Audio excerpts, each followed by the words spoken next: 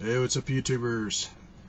Got another video here that I wanted to add with the other one that I just did last night with my new rare vintage system.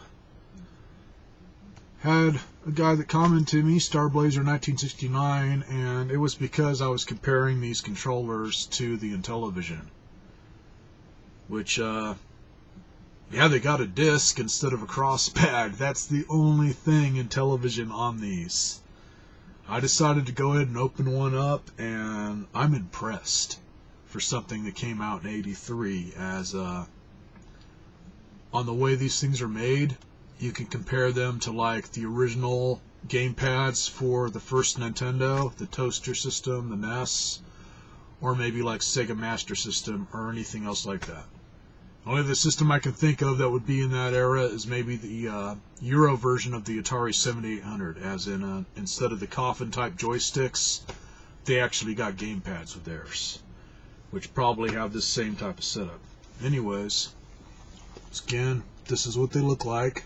Pretty small, just 2 fire buttons and then a disc for your directional pad.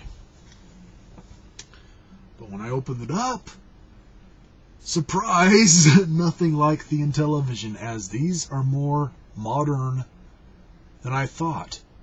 As not much to break. If one of these decides to wear out, even that it's all one piece, you can always get another system, cut one out, and just glue it in there. As long as it's the same height, you're good.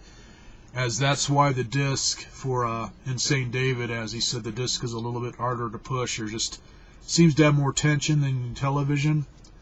No spring, it's just that these are made really good.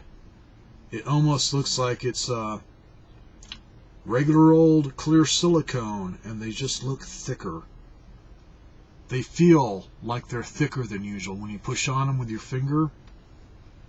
As I got a lot of old systems, and anytime I've taken a controller apart, especially like NES and stuff, or just third-party ones for NES or Sega Genesis, they're either really good or they are so thin to where you can give it a flick and the stuff will tear. This feels nice and strong, hence made in '83, and it's still like new. So there you go. Get this in the light. There. It shows only 4 buttons for the directional disc, and then the top 2 there for the fire buttons, but it is not 4-way, it is 8-way. As just like the cross pad on your NES or whatever, if you hit diagonal, it will push 2 of these buttons at once to go diagonal. So actually it's 8-way directional. So, cool. Very cool.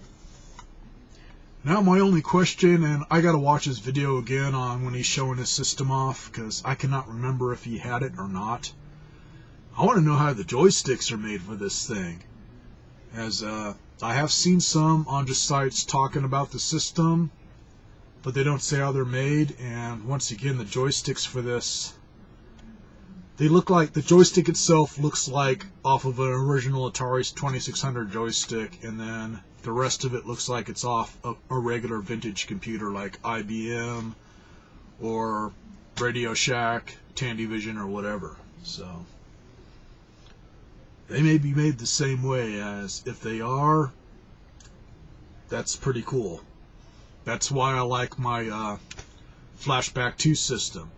They made the joysticks look just like the 2600 ones, but they're made with this instead of the little flat metal disc that the buttons hit.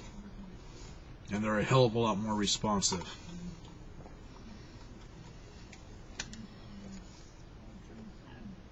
And until I figure out why it's got these diodes or resistors or whatever between each wire and bit of circuitry, for you guys that like to mod stuff, and gals, if one of these just totally freaking bit the dust, I don't see why you can get like a NES type controller or something like it and mod it up to this and make yourself a custom controller. I mean, it's that simple, to where as long as the wire and the cord isn't messed up, I can see some modding done with this really easy. As if it had a chip, then there might be problems, but when it's damn near just straight connection like the 2600, man, really easy to build yourself custom stuff. So, gonna keep this vid short. And anybody's got one of those joysticks in St. David, if you got one, man, I would love to either see a video on one taken apart or just know if it's the same or not. And there is another guy that says he's got one. Where is he?